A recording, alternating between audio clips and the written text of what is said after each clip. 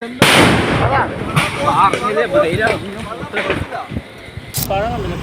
ഇഞ്ചി സവോള.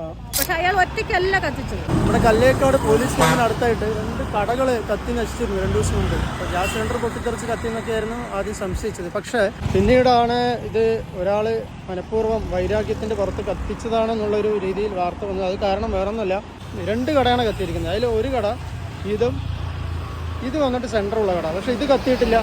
തൊട്ട് അപ്പുറത്തുള്ള കടയാണ് പിന്നെ കത്തിയിരിക്കുന്നത്. സംശയം വരാൻ കാരണം ഇപ്പോൾ ഈ 2 കട കത്തി സെൻറ്ററുള്ള കട കത്തിയിട്ടില്ല.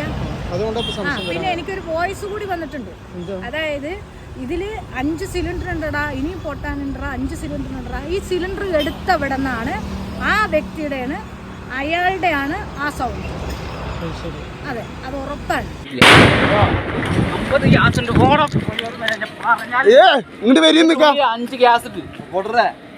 മൊത്തം കത്തിക്കരിഞ്ഞ് ഒന്നുമില്ല, കംപ്ലീറ്റ് കത്തിക്കരിഞ്ഞു പോയി.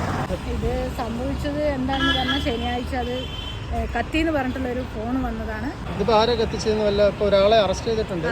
പക്ഷെ അയാൾ ഒറ്റയ്ക്കല്ല കത്തിച്ചത്, അത് ഉറപ്പാണ്. അയാൾ ഒറ്റയ്ക്കല്ല കത്തിച്ചത്. വ്യക്തിവൈരാഗ്യം വല്ലതുണ്ടോ? ഞാൻ അയാളായിട്ട് ഒരു വ്യക്തിവൈരാഗ്യവും ഇല്ല. വ്യക്തിവൈരാഗ്യം പറഞ്ഞാൽ ഈ അയാളുടെ വഴിയുണ്ട് എന്നുള്ളത് പറഞ്ഞ് വാക്കാൽ എങ്ങോട്ടും ഇങ്ങോട്ടും ഒന്നും രണ്ടും പറയല്ലാണ്ട് ഞാനത് മനസ്സിൽ കൊണ്ട് സൂക്ഷിക്കാനുള്ളത് അയാൾ ഇപ്പം എന്നോട് പറഞ്ഞിട്ടില്ല, ഞാൻ സൂക്ഷിച്ചിട്ടുമില്ല. അതിനിപ്പോൾ അയാൾ സൂക്ഷിച്ചിട്ടുണ്ടോ എന്ന് എനിക്ക് അറിയില്ല. ഞാൻ അയാൾ എന്തെങ്കിലും പറഞ്ഞാൽ ഞാൻ പറയുമല്ലായിരുന്നു, നിങ്ങൾ എൻ്റെ അച്ഛൻ്റെ പ്രായം ഉണ്ടെന്നാണ് പറയുള്ളൂ. ഇവിടെ ഒരു സ്റ്റാൻഡ് ഉണ്ടായിരുന്നു. ഞാൻ ആ സ്റ്റാൻഡിന് ഞാൻ അവിടേക്ക് പിടിച്ചുകൊണ്ട് ഞാൻ അതിലിപ്പോൾ പച്ചക്കറി വെച്ചിരിക്കുന്നത്.